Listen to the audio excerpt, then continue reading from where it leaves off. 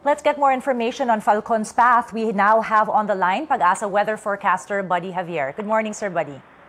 Magandang umaga naman, kasamang Claudine.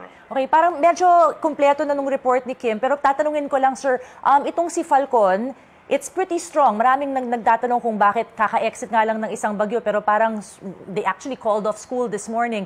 Expected na ba natataas ang mga typhoon signals sa Metro Manila and for the rest of the provinces? Actually, yung bagyong Falcon, dito po siya babaybay sa kumaga dito sa extreme northern Luzon. Hindi naman po inaasahan na maglalandfall sa anumang parte ng ating bansa.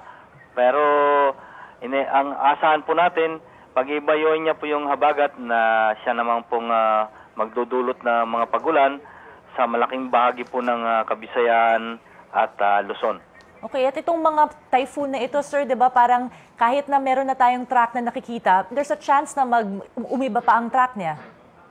Yes po, pero sa kaso ni Falcon, alos yung pong tutumbukin niya ay dito lang po naman sa hindi naman po siya tatama sa kalupaan, dito lang po sa taas po, at in-expect po natin na makakalabas po sa Philippine Area of Responsibility sa Biyernes po ng umaga.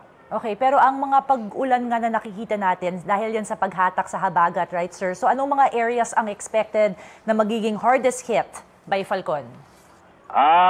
Yun po, kahit po nakalabas na po si Bagyong Egay, ito pa rin po yung nag-enhance ng habagat at yung naapektuhan po dito po sa mga lalawigan ng Mindoro, Palawan, Bataan, Zambales.